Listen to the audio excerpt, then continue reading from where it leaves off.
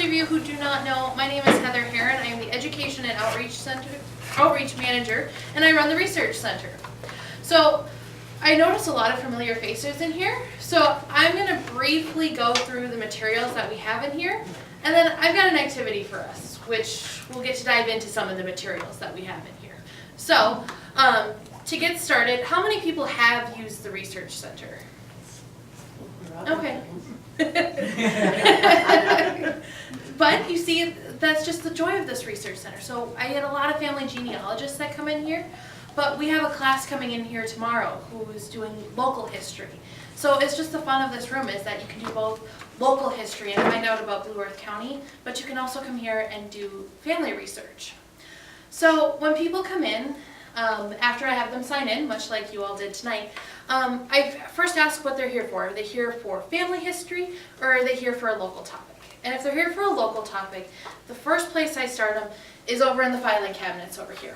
So the green drawers over here are our subject files, and they can range from corn, if you want to learn more about the corn industry in Blue Earth County, to more specifics, like if you wanted to know more about Lady Justice on top of the courthouse, or if you wanted to know about the school in Lake Crystal, anything like that, we would be able to pull out a folder and find something there.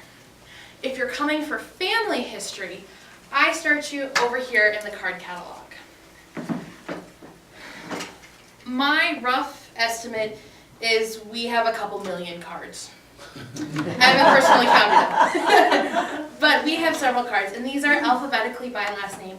The card catalog is essentially the lifeline to the room when you're coming here for family genealogy.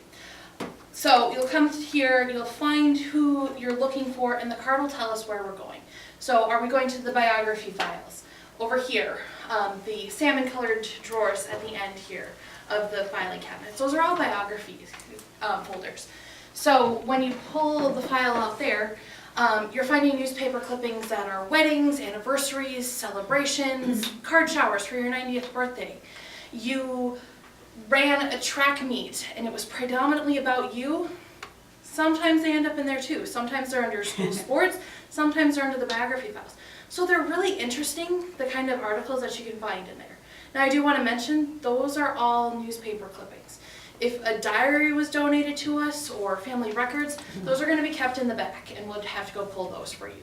But oftentimes there might be a card on that. If not, please don't hesitate to ask, and I'll show you another way that we've started to work on this, but we are slowly entering more data into there. We're only as fast as people can enter stuff, and right now it's really nice out. I don't blame them for not wanting to come. Well, maybe not tonight.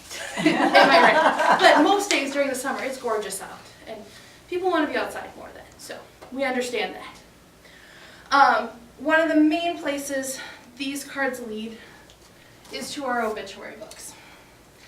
We have had very dedicated volunteers clipping the newspapers of the past 150, 160-ish years, and they have compiled these obituary books for us. We have just completed obituary book number 107, which goes through a couple months ago. So they're very current and up to date. They have a small hole that they're missing. They're missing about a 20-year period, but we have microfilm, and we'll go to the microfilm to find obituaries then. They just didn't have the newspapers to clip to put them in this easy system to find this way, but we can still find them on microfilm. So people come in looking for obituaries that they know we're here, we find them that way. So that is always an option. So these are a great resource for finding what you're looking for your families. Another place the cards lead you are to the social notes. The gossip columns, the precursor to Facebook.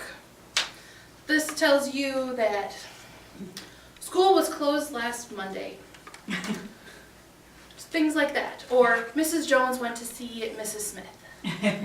Mr. Johnson helped Mr. Davis build a barn. Social notes are a great little bit of tidbits just to read through and find out what was going on.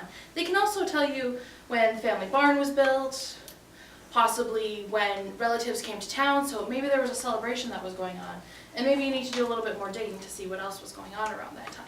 So social notes are really nice for that aspect and telling you some more information there.